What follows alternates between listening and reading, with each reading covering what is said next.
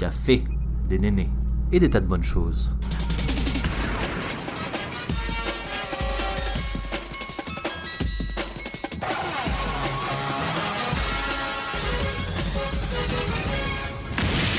Bienvenue à tous sur Café et Néné.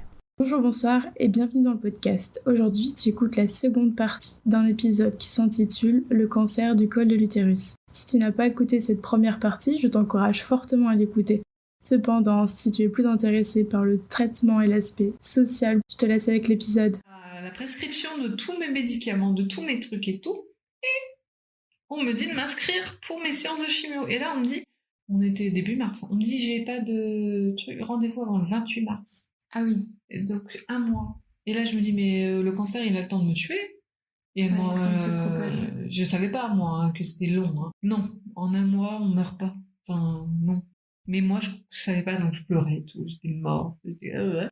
J'ai eu mon opération. Lors de l'opération, vous savez, en ambulatoire pour le bac, on m'a ouvert et sous les selles et dans le cou. Mhm. Donc là, j'ai compris. On insère le tuyau dans le cou, on insère le cathéter dans les selles, on pousse et on relie les deux. C'est aussi simple que ça. Simple, je n'utiliserai pas ce mot-là, mais... Non mais oui, c'est entre guillemets quoi. Ouais. Et pendant ce temps-là, vous pouvez regarder. Moi, on s'est marré. On s'est marré, mais j'ai eu très mal parce qu'en fait, il m'a pas bien anesthésié sous les selles. J'ai eu très mal au début. J'ai crié. Bon. Oui, je pense qu'il a compris que ça allait Ça pas... n'allait pas. C'est très rapide. Moi, je suis tombée sur quelqu'un de très cool. Et le 28 mars, ça a commencé la chimio. Et la chimio, c'est 4 heures sur un siège. Toi qui aimes bien les sièges, maintenant. Voilà. Et pareil, les prescriptions. D'abord, on a ce qu'on appelle un antihistaminique. Mais parce qu'il y a des risques d'être allergique à la chimio. Ah oui. Et bon, j'étais pas allergique, mais en fait, j'étais plutôt allergique à l'anti-allergique. D'accord. Alors, Contre-efficacité, quoi. la sensation de chimio, je ne savais pas, en fait, les sensations. Parce que j'étais complètement sonnée par l'antihistaminique. Ou histaminique. S'il y a des médecins, et si je me trompe... oui, c'est comme dans tous les épisodes, si on prononce mal des mots ou autres... Et ça s'appelle Eminde. Eminde, c'est un médicament à prendre... Il me semble qu'on dit antihistaminique, mais je suis pas un médecin. Donc on nous donne cet anti-allergique. On nous dit, voilà, c'est pour prévenir, il n'y a pas d'effet secondaire. Et puis moi, j'étais groggy, j'étais complètement patraque, j'avais envie de dormir, j'avais la bouche pâteuse. On me dit, disons, l'effet de la chimio, on dirait qu'on a pris du Prozac, quoi. J'ai été accompagnée, en fait, le premier jour, d'un coach de yoga qui était gentiment venu me visiter. Voilà, parce que elle avait envie de me voir, etc. Par soutien. C'est vrai que le temps est passé plus vite, et du coup, mais j'avais des envies de dormir.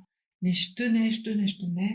Et le soir, je pense que j'ai dû dormir beaucoup. Je me rendais pas compte que c'était ce médicament et pas la chimio. Il fallait que je note en fait mon état, si j'avais des engourdissements, etc. Ça peut créer des neuropathies, c'est-à-dire des sortes comme si ça te brûlait le bout des doigts de pied et de main. Comme si tu mettais tes doigts direct dans la neige, par exemple. Oui. Tu vois. Ouais, je vois cette sensation. Et puis au final, ça se passe pas trop mal, on va dire. Je fais ma vie. J'essaie de marcher beaucoup après la séance de chimio pour, en fait, je voulais enlever toutes ces toxines que j'avais eues dans mon corps. Donc j'ai marché beaucoup après ma chimio. J'ai pris des jours de repos pour me reposer. Dès le lendemain, j'ai craqué. J'ai été à la salle de sport pour faire un peu de vélo. Ah oui, le repos, tu connais pas trop, en fait. Non, mais j'étais tarée, quoi. Ça s'est passé plutôt pas mal quand même. Je me suis dit, ça va, c'est pas compliqué. Ok. Ça, c'était la première séance. Il y a eu combien de séances? J'ai eu de la chance. J'en ai eu que 4. Espacé 3 semaines. C'est peu, 4? C'est très peu. C'est-à-dire que normalement, c'est le minimum. Pourquoi ça a été peu? C'est parce que ça a fonctionné. Ils te font un bilan, en fait. J'avais à la base 6 séances de prévu. Et au bout de 3 séances, ils te font un bilan. Donc, re-IRM et re-TAP-scan. Waouh! Ouais, maintenant, t'es familiarisée avec le processus. Et c'est pas très drôle. Et quand ils ont su les résultats, il n'y avait plus rien, pratiquement. Waouh! C'est génial. Et en même temps, c'était un envahissement ganglionnaire, donc c'était tout petit. Mais bon, ça aurait pu ne pas fonctionner. D'ailleurs, les chimiothérapeutes m'avaient dit, ça peut fonctionner, mais ça peut ne pas fonctionner. Dans ce cas, on passe sur un autre traitement. Enfin, un truc de flip. Donc, les 3 séances se passent. Quand même, entre-temps, je réalise que c'est les mains qui me provoquent ces nausées. Et là, limite, je gueule à l'hôpital et je leur dis, mais j'en veux plus de votre merde. Ouais, vous m'avez filé un une truc grosse merde. qui moi me flingue. Voilà, et je regarde sur l'ordonnance, sur la composition du produit et sur les précautions, sur la etc., posologie et tout, ouais. qu'il y a une chance sur 1000 d'allergie ou de complications. Ouais. Bah voilà, je suis partie d'une chance sur 1000. Bah oui. Écoute. Donc au bout de 3 séances, j'ai rendez-vous avec ma chimiothérapeute. Ce rendez-vous-là se passe le jour de ma 3e séance. Et non. Après ma 3e séance, et donc elle me dit, bon, ça fonctionne très bien. Là, j'ai quand même des larmes de joie. Et je suis, désolée. Bon, elle s'en fout parce qu'elle est toujours dans son esprit à regarder son écran et à, tu vois, garder une distance. Alors tu te dis, bon, moi, c'est pas avec elle que je pourrais discuter. Voilà. Moi, entre-temps, quand même, faut savoir, je reviens sur l'apport en glucides et... Glucose, ça veut dire oui, en fait, ma nutrition, je l'ai faite changer parce que je voulais mettre toutes les chances de mon côté. Ce qu'il y a de bien dans ma salle de CrossFit, c'est qu'il y a des coachs qui sont très à l'écoute. Ils ont dit toujours super avec moi. Notamment un qui, quand je lui ai appris que j'allais avoir de la chimio, il m'a dit, mais pourquoi tu n'essaies pas le régime cétogène? Alors moi, je dis, mais purée, mais qu'est-ce qu'il est fou, celui-là? C'est un mec d'une secte. Parce que moi, je suis très terre à terre, je suis très, très, très, très cartésienne. Et pour moi, tous ces petits trucs de nature, de machin, vite fait, quoi. je veux bien, mais quand même, voilà, j'ai pas envie de crever, quoi. J'ai pas envie d'être dans la secte de Raël ou voilà. Et le mec m'explique. Donc, régime cétogène, il m'explique que c'est un régime très pauvre en glucides, qui est très très élevé en lipides. Et là, tout de suite, je regarde dans ma tête, j'imagine une bouteille d'huile. Je me dis, je vais boire que de l'huile. Et il me dit, bah non, parce qu'il y a des poissons gras, il y a des nutriments qui sont gras. Les noix. Il m'explique en gros le régime cétogène. Et du coup, je me renseigne. Comme d'habitude, je me renseigne. 5% d'apport en glucides et jusqu'à 80% d'apport en lipides. Ah, je fais oui, puis là, on est dans la bouteille d'huile, là. Ah ouais. Et puis, protéines, ça change pas. C'est dans les alentours de 20-25%. Ça dépend si tu rééquilibres, hein, bien sûr, tes autres apports, blablabla. Et là, je me dis, bah, tu sais quoi, j'ai rien à perdre. C'est ça. Et puis, j'adore le gras. Donc, ça me va. Voilà, ça me va. Par contre, il va falloir que j'élimine tout le sucre. Je fais un tri dans mes placards. Ça, c'était juste avant la chimio. Hein. Je fais un tri dans tous mes placards. Je donne. Ou sinon, je me mets à tout cuisiner, tout bouffer, et me dire après, c'est fini. Et après, je me suis tellement écœurée que de toute façon, j'avais plus envie de tout ça. Et je me dis, c'est fini les donuts. J'adorais aller au Bone Shaker Donuts. Une des meilleures adresses de Paris pour les donuts, Bone Shaker, c'est à Sentier. Vraiment très très bon. Trop trop bon. Et franchement, voilà, c'était... J'allais te la poser cette question d'ailleurs. Ça t'a pas manqué les petits donuts? J'avoue que là, j'y suis retournée. Hein, oui. Mais voilà. Mais je continue toujours mon régime. Donc je l'ai fait graduellement, quand même.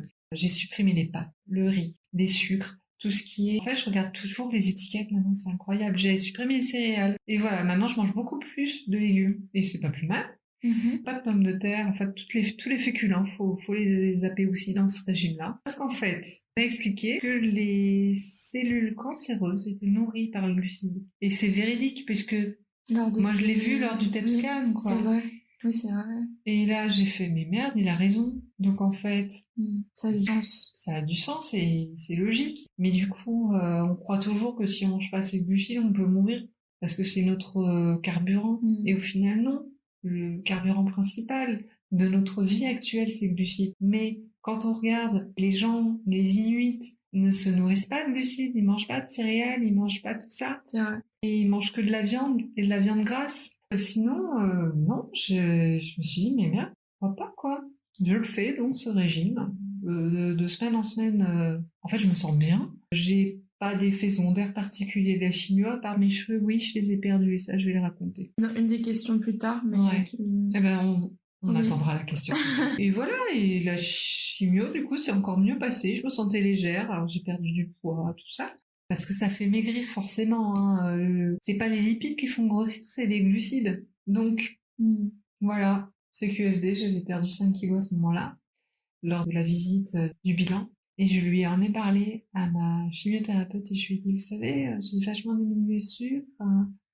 Et elle m'a complètement éludé la question. Et elle m'a dit, oui, enfin, c'est pas prouvé que ça fonctionne. Et paf, elle passe à autre chose, quoi. Bon, ça m'empêchera pas de le faire. Et je lui dis, m'empêchera pas de continuer à le faire. Bien sûr. Et en fait, il s'avère que juste après, j'ai eu un pépin.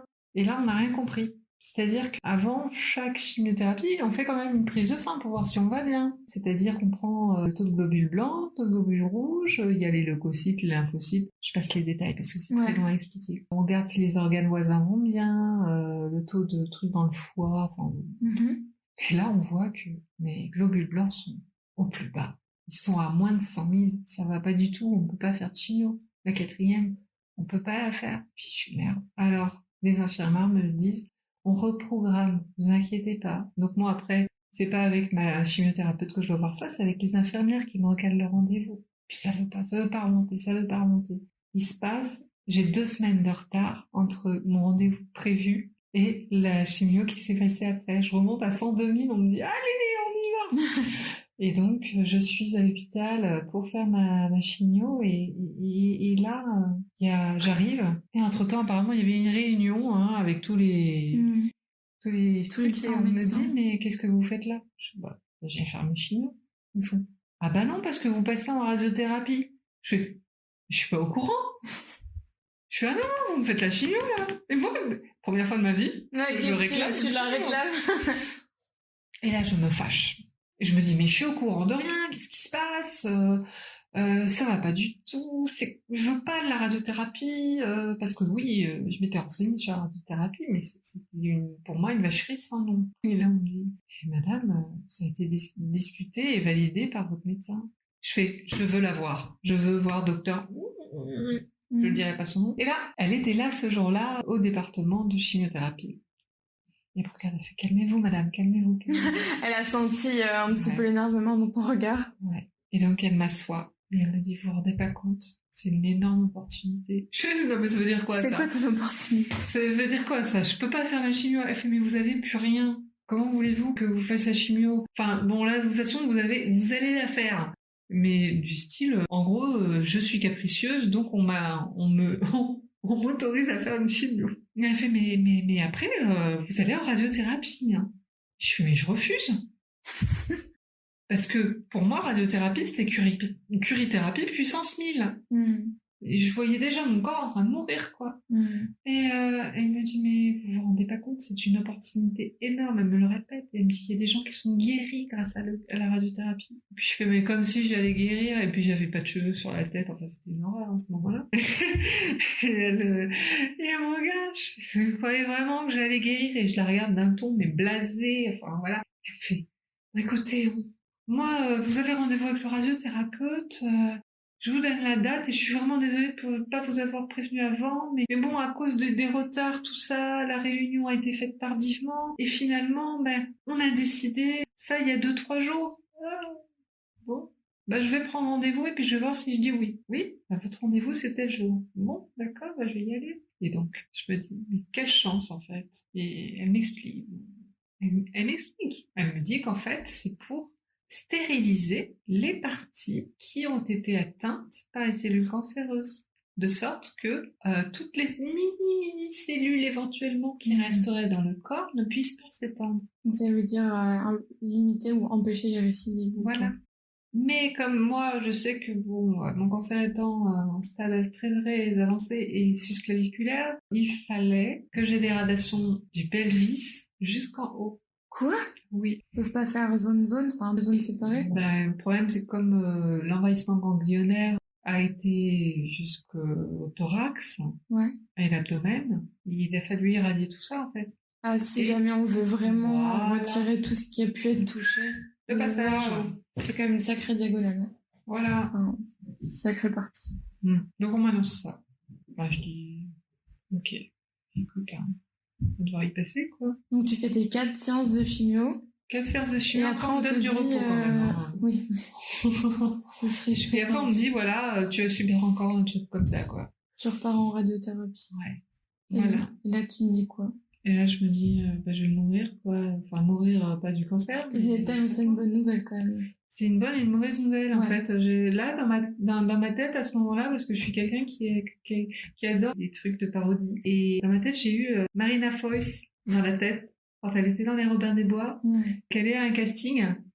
Et à un moment, on lui dit de rire, de pleurer de joie, mais de rire et mais de pleurer, enfin... Ouais, c'est un sketch complètement, mais n'importe quoi, comme les Robins des Bois en général. Et en fait, je fais cette réaction-là.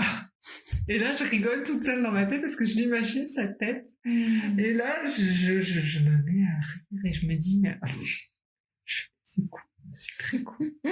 J'ai peur et j'ai pas peur et je me dis, dans un sens c'est fini, dans un sens c'est pas fini. Enfin, ça clôture sans clôturer. Qu'est-ce que je vais avoir comme effet encore, quoi. Du coup, c'est chamboulement multitude d'émotions à la seconde, quoi. Ouais. Et donc, les traitements chimio se finissent début juillet. Et la radiothérapie, on me laisse récupérer 1 mois. On me dit quand même que j'aurai une chimio concomitante, c'est-à-dire en parallèle, qui va juste aider la radiothérapie à mieux fonctionner. Ok. Mais ça, je passe très vite parce qu'en fait, j'ai jamais pu l'avoir vu que mes globules n'ont pas remonté très vite. Donc, au final, ma chimiothérapeute était déçue parce qu'elle voulait quand même m'en injecter à pied par part. Ça n'a pas pu. D'ailleurs, je suis pas sûre qu'on l'ait dit, mais la chimiothérapie, c'est un liquide ouais, je pense qu'on l'a pas. On ne l'a pas dit. C'est vrai. Parce que justement, on disait que, on a tendance à penser que c'est des cachets. D'ailleurs, ça existe. Il y a certains cachets qui existent aussi. Mais en l'occurrence, la chimiothérapie dont on parle, c'est un liquide qu'on ingère dans le corps à l'aide d'un cathéter, comme on l'a dit. Et donc, c'est un liquide avec des produits chimiques, d'où le nom. C'est ça. Comme il y a 2 produits, il y a un produit qui dure 1h30, un autre qui dure 3 heures. Pour mon cas, parce qu'il y a tellement de médicaments différents en chimiothérapie, je peux pas vous dire les autres combien de temps ils durent. En tout cas, le Taxol, c'est le plus chiant. Voilà. Allez, ça, celui qui fait bien perdre les cheveux. Ensuite, oui, vous êtes sur un siège pendant 4 heures, mais là, vous pouvez vous déplacer, vous pouvez débrancher la machine quelque temps, la machine qui vous injecte en fait les gouttes dans le tuyau, etc. C'est, vous voyez les petits vieux dans les maisons de retraite avec leurs petits d'ambulateur. Non, ouais, c'est ça. La petite poche. C'est un peu pareil. C'est pareil. Et donc, vous pouvez aller aux toilettes, vous pouvez faire tout ce que vous voulez, mais il faut rebrancher la machine quand même de temps en temps parce que il faut qu'elle charge. Sinon, elle décharge. On prend toujours votre pouls. On vous redemande toujours votre nom. Vous avez à manger, bien sûr, si c'est dans la journée. Moi, en l'occurrence, je refusais toujours les plateaux repas parce qu'il y avait souvent du riz, du truc, enfin, des trucs là. Je demandais que des yaourts. Et voilà. C'est tout. Ouais, pour revenir du coup à la radiothérapie que tu as suivie après, c'était la même qu'avant ou pas? Alors, non, là c'était la radiothérapie classique, c'était en externe, c'est-à-dire une machine qui tourne tout autour de ton corps. D'accord, qui est circulaire. D'accord. Toi, tu es allongé, tu fais des marques au préalable et on te tatoue au tout début, avant la radiothérapie. Tu as un entretien. Ouais. On regarde ta masse corporelle. Ouais. Ta masse viscérale. Donc tu es dans une machine comme une machine d'IRM. On te calcule en fait ta densité. C'est quelque chose scientifique que moi je comprends rien. Et on te fait des tatouages qui sont en forme de micro-points. Je pense. C'est permanent ou pas? C'est permanent. Je le vois pas. Ce que tu essayes de me montrer. C'est des micro-points comme des points. Vous verrez pas, mais moi je vais essayer de vous décrire. Vous prenez un. Ah si, d'accord. Oui, c'est un point. Un critérium. Ouais. Point. Hop, c'est fini. C'est comme en tatouage, on fait beaucoup de dots. En l'occurrence, c'est un seul dot. C'est juste un point. C'est sur des zones de ton corps. Moi, comme c'était... C'est hyper petit. Oui. C'est vraiment un petit point. Voilà. Ok. Et donc, on m'a dit, vous inquiétez pas, ça fait pas trop mal. Et là, après, ils ont regardé mon dos. Comme je suis tatouée sur tout le dos, ils se disent, ah ouais, non, vous avez subi pire. On m'en a fait sur les flancs. Donc, 2 de chaque côté. Un au-dessus du pelvis et au-dessus des clavicules au centre et je crois au-dessus du nombril. Donc c'est des repères que eux posent. Voilà. Pour lors de la radiothérapie envoyer au bon endroit. Ciblé. Ok. Voilà, donc j'ai eu ça. Et après la radiothérapie, donc, il y a des faisceaux autour de moi. Et en fait, il faut qu'ils calent à chaque fois au niveau des points. Waouh. Ouais. Et c'est toujours comme ça. Et on met des scotch aussi pour bien, vraiment que les faisceaux ils soient au millimètre près. Waouh. Donc, non seulement il y a l'adaptation avec des tatouages, mais en plus de ça, on fait des scotch avec du marqueur rouge Sur ton corps? sur mon corps et que D'accord. je ne dois jamais enlever. Sauf si les scotch s'enlèvent au bout d'un moment, au bout de 3-4 jours, sous la douche. D'accord. La radiothérapie se fait tous les jours, pendant 1 mois. Pendant 1 mois? Oui, tous les jours, 1/4 d'heure, c'est 25 séances. Donc, Ça veut dire que tu rentres chez toi et tu fais ta séance tous les jours, tu vas à l'hôpital faire ta séance de radiothérapie. Oui. Et Tu restes pas à l'hôpital, Non, d'accord. c'est en ambulatoire. Et donc, moi, j'avais décidé de les faire à 8h du matin. Comme ça, je suis tranquille. Comme ça, j'ai ma journée. Alors, bien sûr, je travaillais. J'ai pas arrêté de travailler. Ils t'ont pas arrêté? Moi, j'ai pas voulu. Ouais, c'est plutôt toi la rebelle, j'allais dire. Et en fait, non, les seuls repos que je prenais, moi, c'était le lendemain de chimio pour aller au sport. Et donc, la radiothérapie, je l'ai très mal supportée. Ah oui? Vu que c'était thoraco-abdominopelvien. Ça faisait beaucoup. Là, ça faisait beaucoup. La digestion est une horreur. J'ai vomi. T'as littéralement vomi, comme quand on est enceinte et qu'on a des effets secondaires. Des nausées? C'était ça, des nausées, et puis du mal de bide. Au bout de la 4e séance, ils m'ont dit stop. Ils m'ont dit, vous allez vous reposer quelques jours. Et il va falloir qu'on retourne recalculer, en fait, votre densité. Parce que vous avez maigri. En 4 jours? Oui, perdu 3 kilos. En 4 jours? Oui. Wow. Donc en tout, j'ai perdu 8 kilos depuis le début des traitements. À savoir que Harley est très fine, comme je le disais, du coup, je pense que ça se répercute plus facilement dans l'énergie ou le corps, quoi. Et j'étais complètement KO. Mais KO de chez KO. J'habite à Abbesse. Et là, c'est tout résumé. Si les gens habitent sur Paris, ils savent qu'à Abbesse, il y a je sais pas combien de marches quand les ascenseurs sont en panne. Et ben, comme par hasard, il est arrivé que les ascenseurs soient en panne à ce moment-là. J'ai été confrontée à des gens horribles dans le métro qui n'ont pas compris parce que forcément, d'apparence, je ne paraissais pas malade. Sauf que j'avais un petit turban. Abbesse, c'est là où il y a... Les tournis, les escaliers en colimaçon. D'accord, pour ceux qui connaissent pas cette station, c'est une des stations entre le quai où tu sors du métro et la surface, la lumière du jour. Il y a un monde, c'est-à-dire il y a un fossé, il y a un gap. Donc c'est des escaliers, soit t'as la chance de faire un ou deux premiers escaliers et t'as l'ascenseur, soit tu te tapes l'entièreté du trajet donc à pied, donc il y a que les escaliers, mais t'as l'impression que c'est sans fin.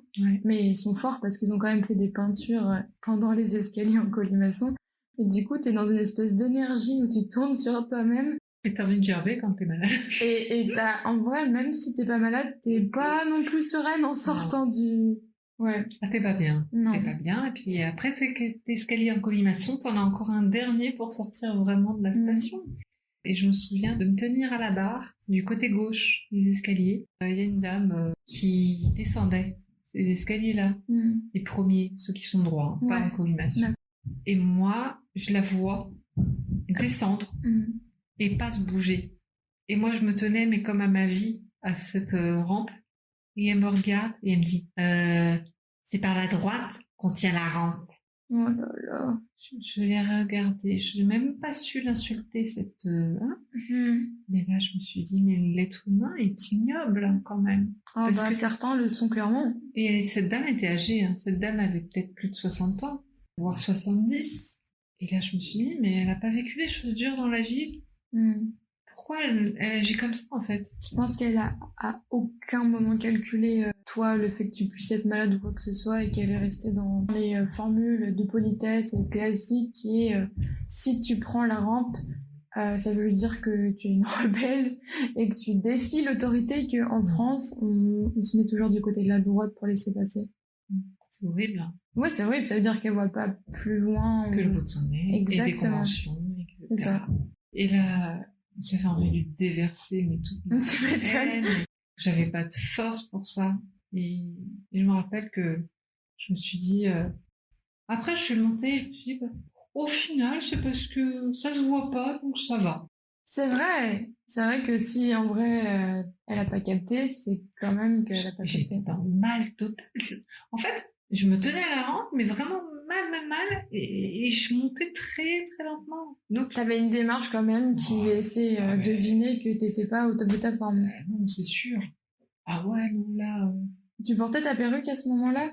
ce jour-là, j'avais un turban. En plus, Oui, parce que la perruque en été, ça fait tellement chier. Ouais. J'avais acheté des turbans, j'ai mis le turban. Sachant que les turbans, la plupart du temps, t'en mets un. Il y a des personnes qui ont le crâne rasé, enfin, je connais quand même pas mal, enfin, quelques filles qui ont le crâne rasé. Ça leur va très bien. Les turbans, c'est un accessoire, mais c'est aussi souvent regardé. T'as le doute que la personne n'ait pas de cheveux. Exact. Pas désiré, donc pas crâne rasé, mais juste perte de cheveux. En vrai, elle aurait peut-être pu deviner. En vrai, elle aurait pu deviner. Mais bon, on n'est pas dans la tête des gens. Enfin, ouais. Donc bon, bah on a arrêté, on a la radiothérapie, on l'a recommencé. Donc j'avais perdu beaucoup de poids et donc garde-robe catastrophique. Je flottais dans mes pantalons. Après cette pause de quelques jours, comme ils ont réévalué, voilà, et ça s'est mieux passé. Et ça s'est fini. Et après, j'ai été comme libérée, quoi. Bon, après. C'est-à-dire que t'as enchaîné après tout le reste, toutes les séances pendant la fin du mois. Oui. Okay. Oui. Et ensuite, donc, j'ai eu l'examen final. On m'a confirmé que je n'avais plus rien, que ça avait bien fonctionné. Simplement, ma chimiothérapeute n'en démord pas.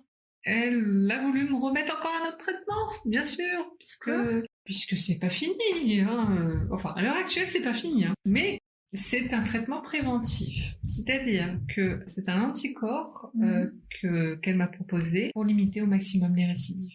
Moi, ça m'énerve parce que du coup, on m'enlève pas mon dispositif et que je me regarde tous les jours. Je regarde ça et je me dis. Ton dispositif, c'est lorsqu'on t'a ingéré. C'est pas que.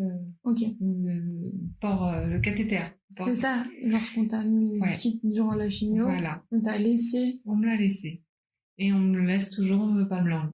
Après, ça dépend des médecins. Il y a des médecins qui voudront l'enlever tout de suite. Elle, en l'occurrence, ne veut pas me l'enlever et on m'injecte en fait encore toutes les 3 semaines un anticorps. D'accord. Donc l'anticorps, c'est encore un liquide. C'est un liquide qui s'appelle Avastin et je ne connais pas le médicament technique Bézanimumab ou un truc comme ça. Enfin, je ne sais pas le dire. Donc Avastin, le nom commercial. Et en fait, ce médicament est un anticorps monoclonal qui bloque le développement des cellules cancéreuses. Donc, dans un sens, ça va. Oui. Voilà. Ça m'énerve un peu.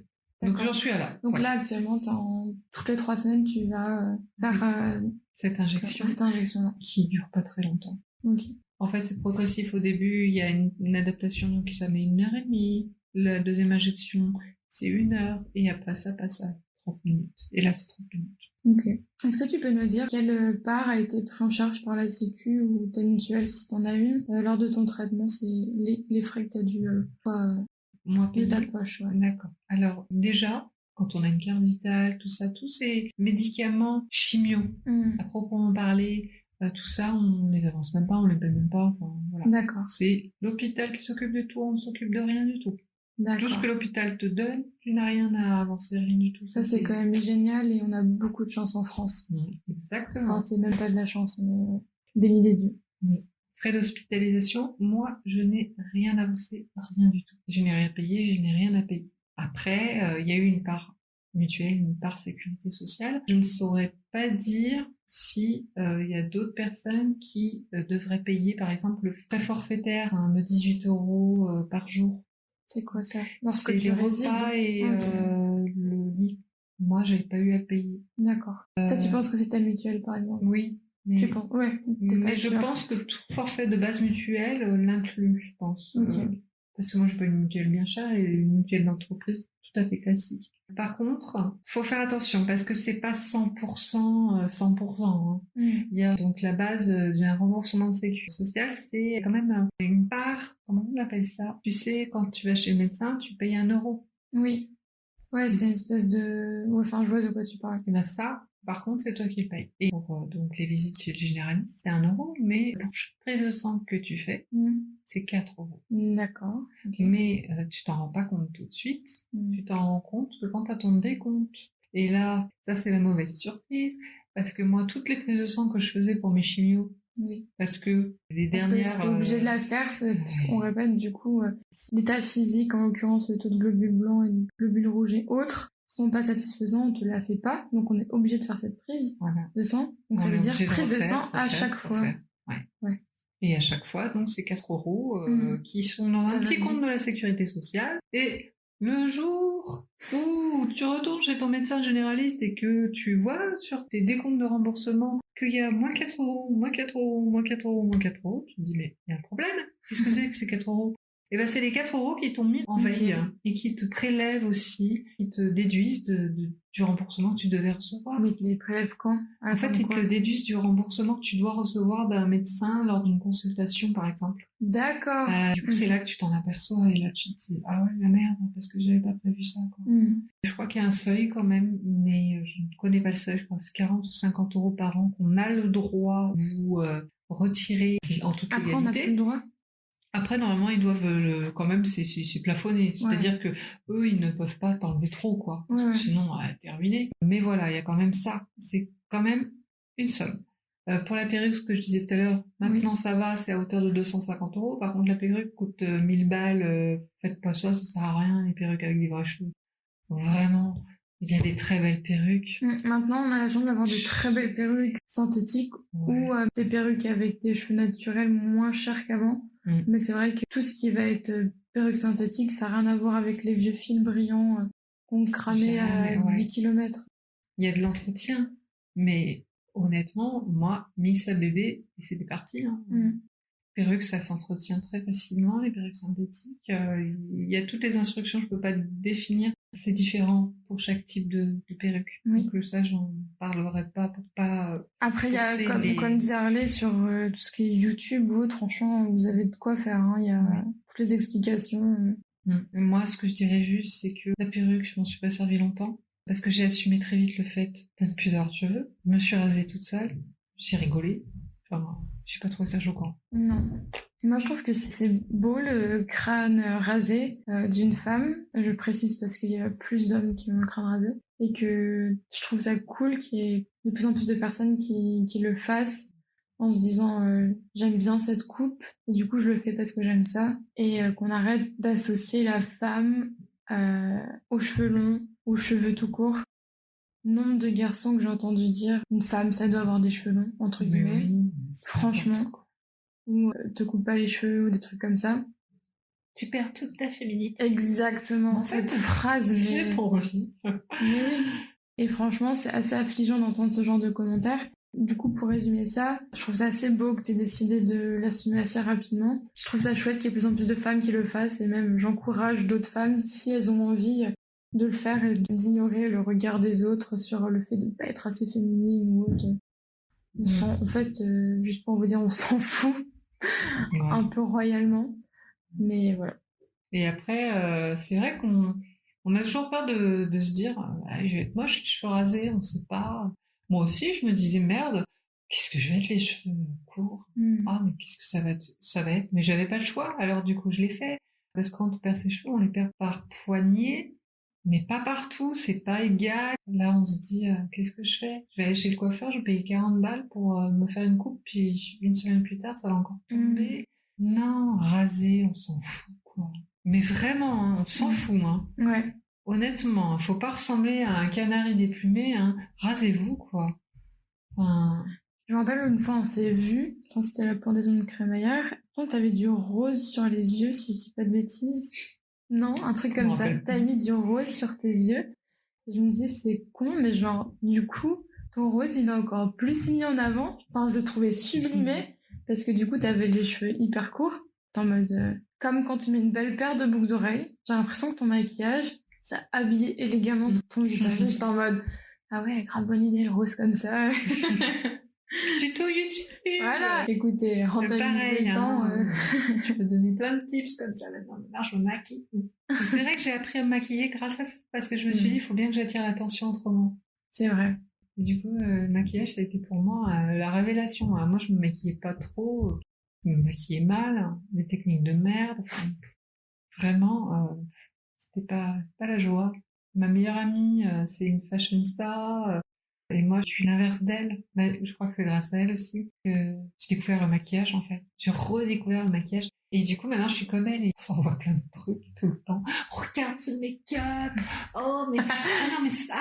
Mais franchement, en plus, on a les yeux verts toutes les deux. Donc, ça tombe bien. Du coup, elle me dit, ah, mais cette palette, ça va bien pour les yeux verts. Alors, du coup, je fais bien. Voilà, ça coûte combien? Oh là, oui, bon. Ça coûte cher les palettes, hein. Ça coûte très, très cher. En fait, quand t'as les cheveux rasés, mais en fait, on voit beaucoup plus les traits de ton visage. Et justement, les beaux traits de ton visage. Oui. Moi, j'ai été très étonnée de voir qu'en fait, on voyait moins mon nez quand j'ai les cheveux courts, quoi. Ah oui. Mais c'est incroyable. Et je me fais beaucoup plus draguer qu'avant. C'est un truc de fou. On m'arrête dans la rue. Sérieux? On m'arrête dans la rue. Genre 1h du matin, anecdote. 1h du matin, je rentre d'une soirée, j'avais vraiment les cheveux très, très, très, très, très courts, genre à 2-3 mm. Hein. Et puis, cheveux au vent, crâne au vent, on va dire. Et là, un gars sort de nulle part, il vient me parler. Oui, ça te dit, on fait connaissance. Bon, faut dire, le mec, à mon avis, il devait pas être entièrement, il n'avait pas bu que de l'eau, mais... Et là, je regarde, je fais, putain, c'est quoi ça? Il me fait, non, mais je t'assure, je trouve que t'es trop belle et j'adore ta coupe de cheveux. Et je suis restée interdite, je me suis dit, mais comprends pas, en fait. J'en ai pas de cheveux. En cours de traitement. Ouais, mais genre, tu réfléchis, tu traites la donnée, t'es en mode qu'est-ce qu'il est en train de dire? Et je lui ai dit, bah écoute, ça tombe bien parce que j'ai pas fait exprès.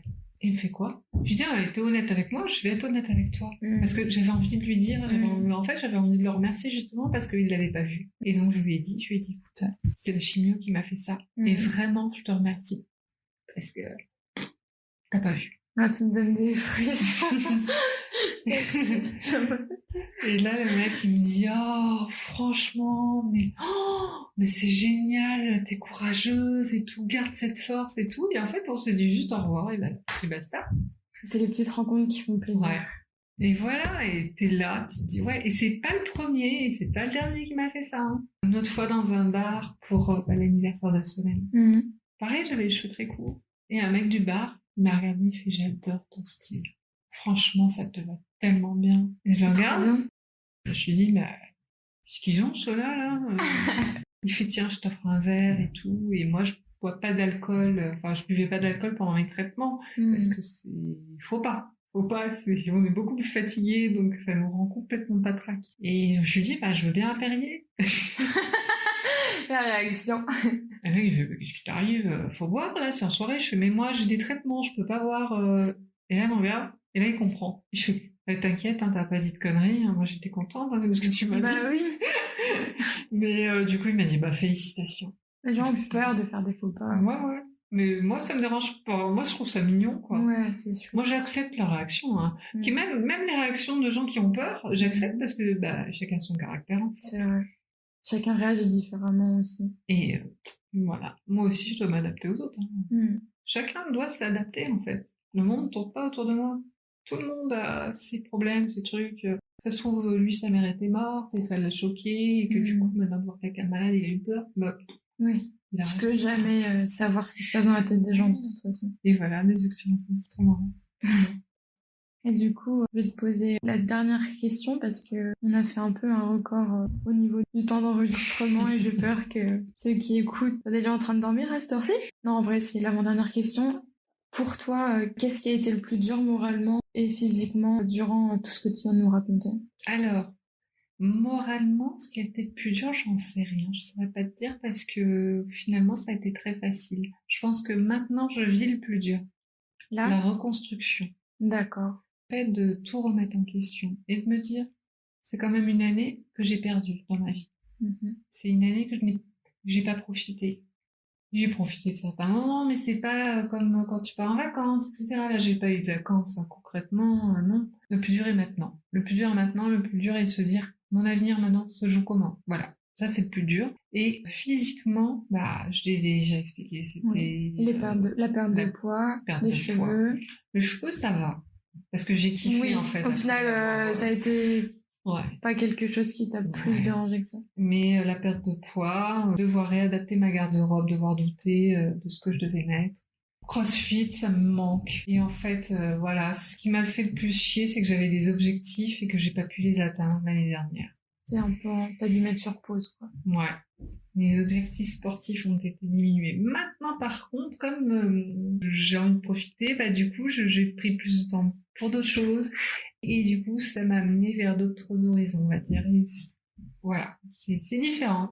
Est-ce que tu penses que ça t'a apporté des choses positives? Je sais que c'est une question un peu bancale, mais je te demandais ce qui a été le plus dur. Est-ce que tu penses que ça t'a apporté du positif quelque part ou pas? Ouais. Ouais. Ouais. Parce que déjà, je perds moins de temps avec des gens qui n'en valent pas la peine. J'ai fait un tri. Ouais. Honnêtement, j'ai fait le tri entre les gens qui sont là pour toi parce que t'es malade. Mais en fait, c'est... Il y en a eu ça? Oui, il y en a eu. Je suis une vitrine, c'est génial. Non. Hein, voilà, on est d'accord, Pas c'est trop. pas génial.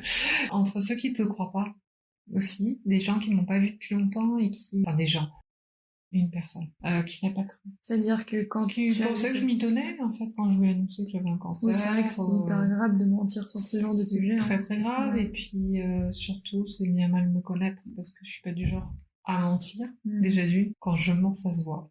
Je dirais, merde.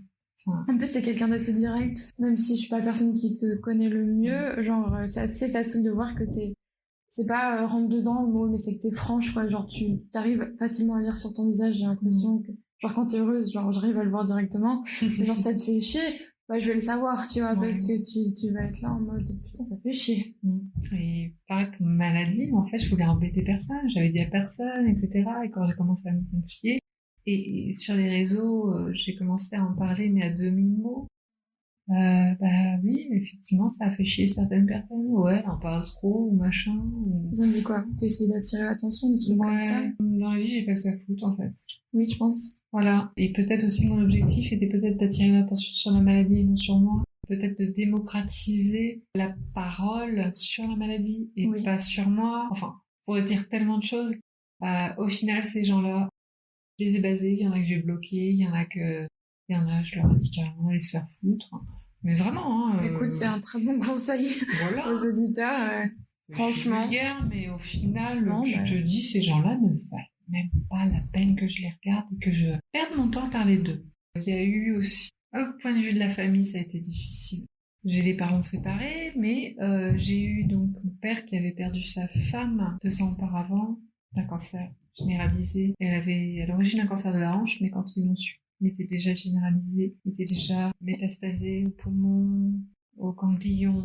Il a très mal vécu cette histoire et moi, mon père, je l'avais pas vu depuis des années, on se parlait plus trop. Bon, là, je résume. Et quand on s'est revus, 6 mois plus tard, je lui annonce que j'ai un cancer. Donc ça a été très dur pour lui, il en a pleuré, il a été très, très, très trop protecteur à mon égard. Ça m'a étouffée. Je l'ai rassurée parce que quand il me voyait, il me disait, t'as pas l'air malade. Ça n'a rien à voir avec Brigitte. Et là, je fais, je suis pas Brigitte. C'est plutôt réconfortant d'entendre. Ouais. Mais j'étais contente parce que je lui prouvais que, on se laisse pas faire dans la famille, quoi. C'est bon, quoi. On est là, voilà, on est présent et il a été très fier de moi.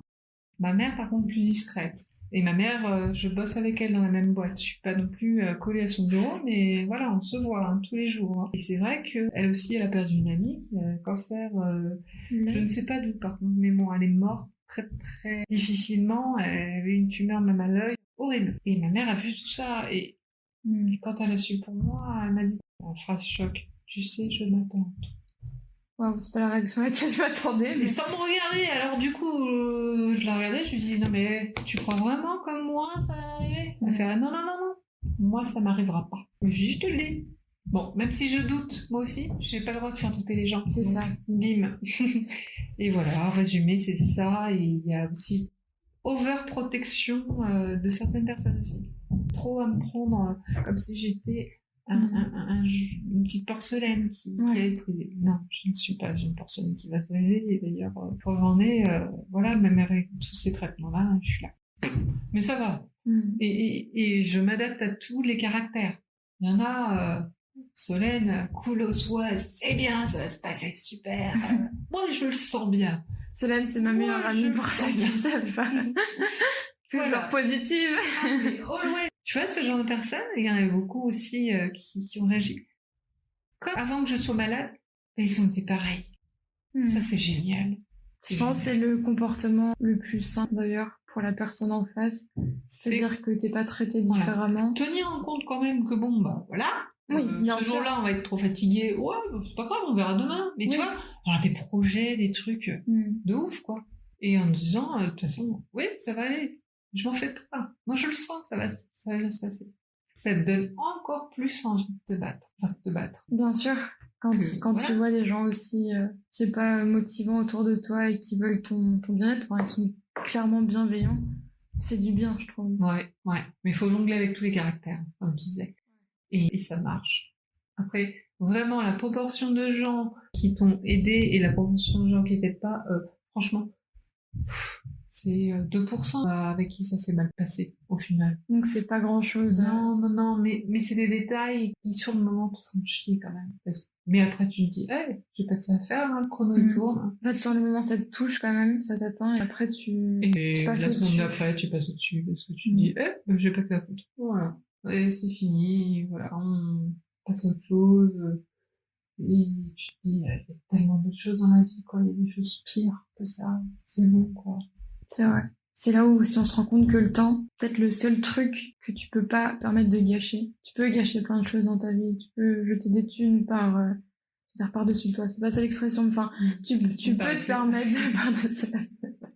Mais il y a un truc qui est vraiment la valeur essentielle que tu ne peux ni acheter ni faire quoi que ce soit, c'est le temps. C'est là que tu te rends compte que ton temps, tu dois le mettre là où tu as envie, donc avec les bonnes personnes, dans les bonnes activités et autres. Enfin bref, je vais pas faire le détail, la manière dont il faut dépenser son temps, mais là où tu te rends compte que c'est quand même ultra précieux. Le temps est très précieux. Et d'ailleurs, à cause de ma maladie, parfois je peux être moins patiente.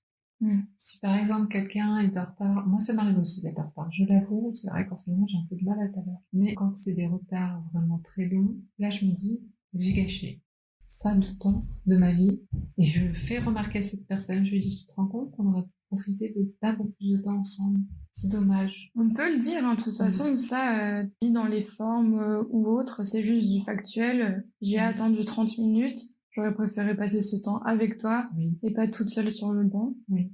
Et c'est loin d'être égoïste, au contraire. Non. Parce que du coup, c'est pour partager quelque chose avec quelqu'un, en fait. C'est ça. Bah oui, tout à fait. C'est même plutôt gentil et bienveillant.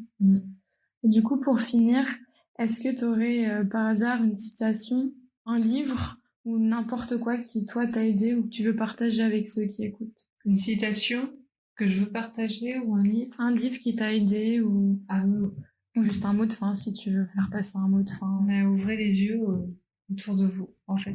Regardez les gens tels qu'ils sont et non tels qu'ils paraissent, en fait. Tout simplement. Même les gens pas malades, hein, mais je parle de tout le monde. Faites attention, ouvrez les yeux, regardez vraiment les gens tels qu'ils sont, mais regardez-vous tel que vous êtes. Et prenez-vous pas la tête, en fait. Parce que il peut arriver quelque chose de très grave. Selon les principes de la société, ça peut être grave, mais en fait, vous, si vous vous sentez bien, pas de problème. Et si vous vous sentez bien avec quelqu'un, pas de problème. C'est ça. Ouvrez les yeux. Bah, merci beaucoup. Je tiens à te remercier vraiment sincèrement. Merci. Parce que parler de la maladie, c'est pas quelque chose dont tout le monde veut parler. Et tu nous as parlé à cœur ouvert, donc merci beaucoup. Et puis, au revoir. Plaisir aussi. Oui. Ouais. Merci.